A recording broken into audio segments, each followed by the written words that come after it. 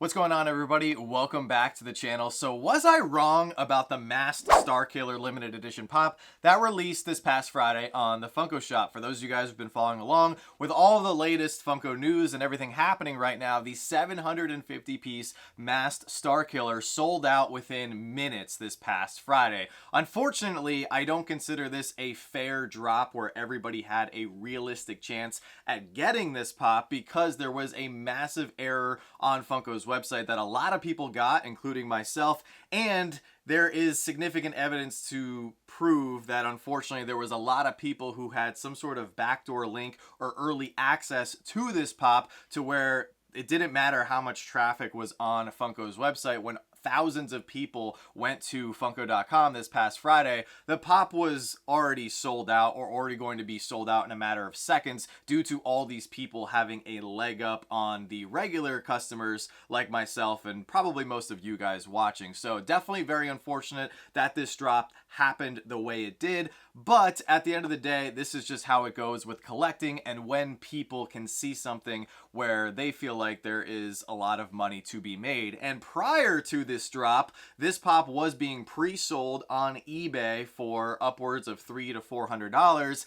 And my prediction going into the drop was that this pop was going to come down significantly from that $300 to $400 mark. Unfortunately, though, it appears that I was wrong, and now that we are post-drop for the Masked Starkiller pop, there have been many sales at upwards of $600 for this pop. So clearly people are actually willing to pay upwards of 10 times the retail price for the Masked Starkiller. And this really is a bummer to see, especially as a diehard Star Wars fan or a Star Wars collector where you really wanted to get this specific piece for your collection. I've seen some people be a little bit dramatic in the comments of various posts over the last few days where they said due to Funko's wrongdoing by not giving them a fair shot at this pop, or just based on the simple fact that they were not able to secure this pop from the drop, that they're selling their collection. They're so upset at Funko as a company for dropping the ball on this that they are leaving the hobby altogether, which I think is a really unfortunate and really sad thing to do at this point in time, because we could be on the verge of something great happening here with possibly seeing a Star Wars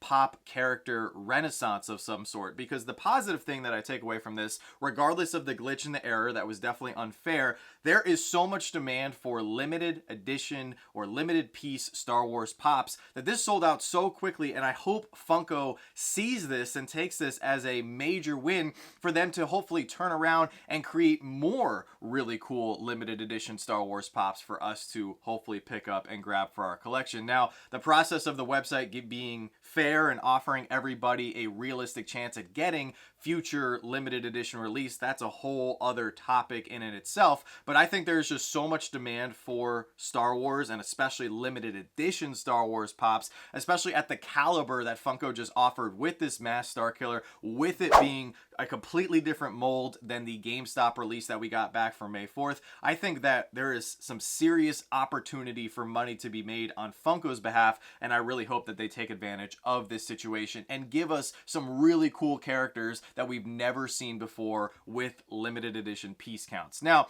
going back to Starkiller really quick, I want to give you guys ultimately some hope for hopefully being able to get this for your collection for a realistic or reasonable price down the road. You will probably never be able to get this pop at $50, but I don't think it's still unreasonable for you to be able to pick this up in the future for around $100 to $150. I'm standing by that price point because I really believe that is truly a fair value for this pop long term. And I'm actually going to bring up some other limited edition Star Wars pops that we've gotten over the last few years so you guys can see the trending values and, you know, kind of relate to what I'm seeing on the secondary market long term when it comes to Star Wars, and, you know, really put two and two together as to where I'm getting that $100 to $150 value long term. But let's go over to eBay really quick and see if the Starkiller is actually selling for upwards of $600. We have a confirmed sale for today for $500, another one for $500, another one for $450, another one for $590, $525, $600, $520, $530, 530, 550, 550, 600. So these are in fact selling for upwards of $600, which means people are willing to shell out some crazy money for this pop post drop. I did also find one confirmed sale over on Macari for $520, and that pretty much is the extent of the data that I was able to gather as far as confirmed sales for this pop. Now, before we get into the other limited edition Star Wars pop prices, I just want to just offer this piece of advice. You got to remember that 90 to 95% arguably of the people who went into this drop were going to get this pop for the sole intention of reselling it or flipping it. I even saw some people say that once they secured the pop, who are Star Wars fans, they saw the staggering prices on the aftermarket and now they're considering selling the pop. So you also have other true collectors who wanted this pop for their collection now considering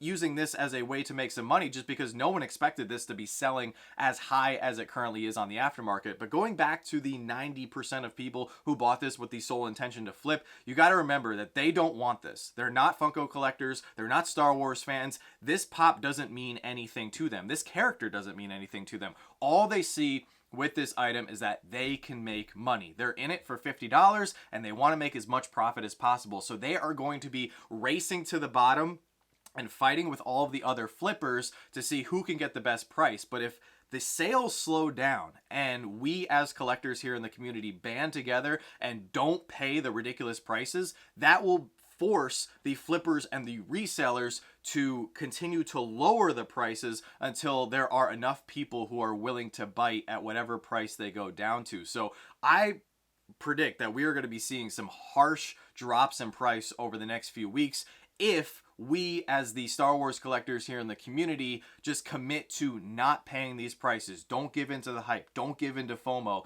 The longer you wait, the more it will go down in price. Now, I want to compare the Starkiller pop here to some of the other limited edition Star Wars pops over the years. We really haven't gotten that many limited edition Star Wars pops. I had to do some serious digging, and as I was going through all of the items over the last few years, it's actually kind of tragic how few limited edition Star Wars pops we've gotten. So Funko, I really hope we can step up our game a little bit and see some more cool stuff, especially release on the Funko Shop.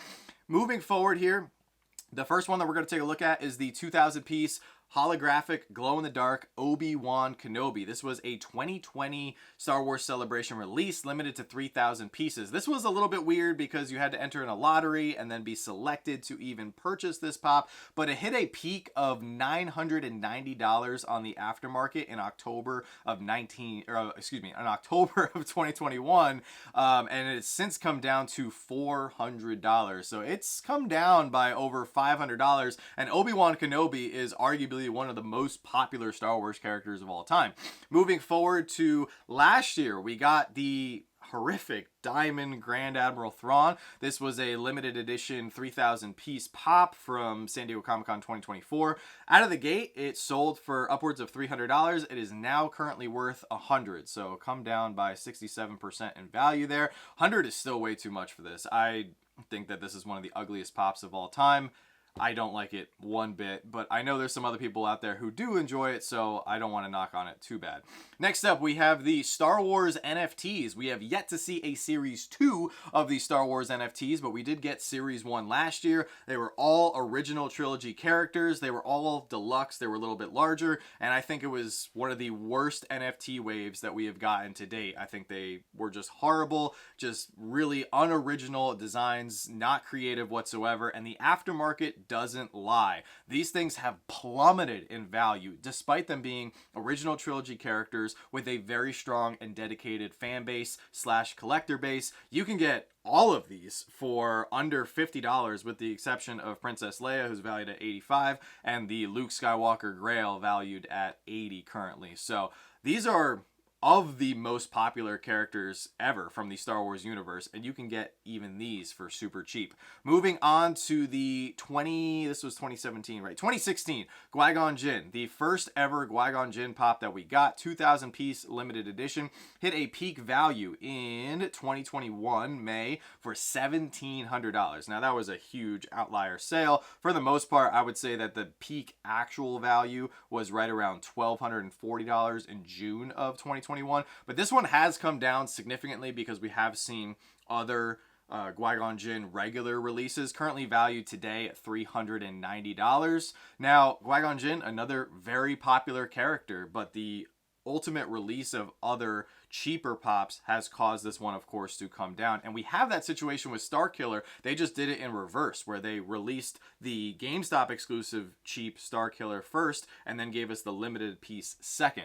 The other one that I want to talk about here is the Hall H Ahsoka. Now, this is another weird release that Funko was pretty much just using primarily as a giveaway. This was 500 pieces. Once again, a super ugly pop, one that I had no interest in getting for my collection just because it was just super unoriginal, not creative in any way. A lot of people are just going after this based on the simple fact that it was 500 pieces. There was an outlier sale for $6,000 in April of 2023, but this one has come down significantly, down to $840. So I feel really bad for people who paid anywhere upwards, $1,000 to $6,000 for this pop, just because Funko just kept giving it away and giving it away. And as there was more released on the aftermarket, obviously the price went down a lot. And ultimately, Ahsoka, the show, didn't do as well as a lot of people were expecting, and I think that also contributed to the value going down.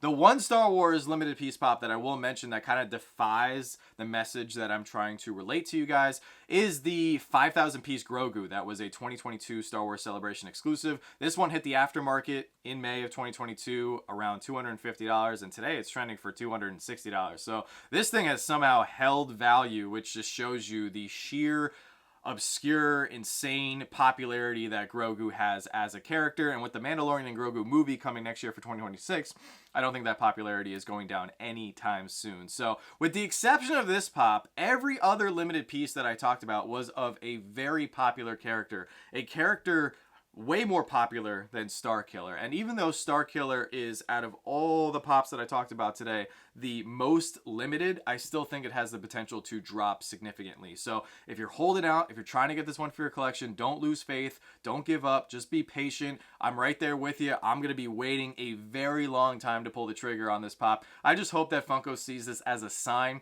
and an opportunity to give us more cool Star Wars limited edition pops. Now, since today is Monday, it's time for our weekly Monday Motivation segment, which we do here on the channel every single week to give you guys a small piece of Monday motivation to help kickstart your week and get you through the toughest day of the week. And for today's Monday motivation, I want to give you guys something that not only relates to the Starkiller situation, but also can be said for a number of other situations that occur when it comes to collecting. And for today's Monday motivation, it is just say no. At the end of the day, these are all luxury items. Collectibles are something that you do not need to survive. In fact, the fact that we even get to talk about these and enjoy them and have collections like this is something that very few people on this planet, when you look at Earth as a whole, even get to do. So we should be very grateful for the opportunities that we have and the items that we already have in our collections, and not dwell on something that we may not get or something that we just can't afford here at this time. It's really okay just to take a step back and say to yourself, I don't need this right now. I'm not going to pay these prices. And I really think that everybody who wants Starkiller right now should really say that to themselves, because this pop is not something that's going to be worth $600 down the road. I truly believe it's going to be worth around that $100 to $150 mark. And I could be wrong. I'm not a financial analyst. I don't have any sort of financial degree of some sort. This is just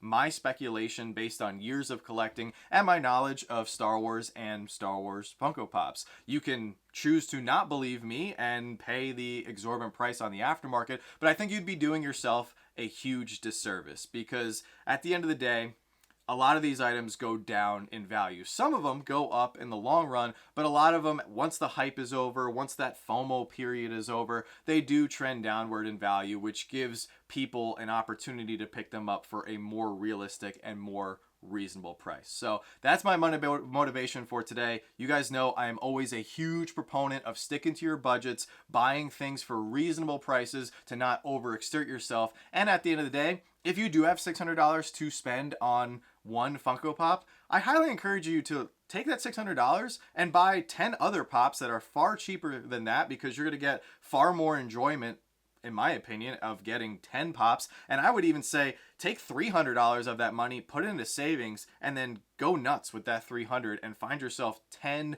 Star Wars characters that are pops worth around $30 each. I think you'd have so much more fun doing that and going on a mini shopping spree and then saving some money for a rainy day as compared to just blowing $600 on a really cool pop that just released that everybody is talking about. But those are just my thoughts. Let me know if you agree or disagree down in the comment section below, and let me know your true feelings here on the Starkiller situation. Are you still upset that you didn't get one? Are you mad at Funko's website? Or are you just going to shrug it off and just say, hey, you know, that's how it goes sometimes. I'll get it when I'm able to get it. But thank you guys so much for watching. If you enjoyed the video, smash that like button, subscribe if you're new to the channel, and as always, don't stop shooting until you score.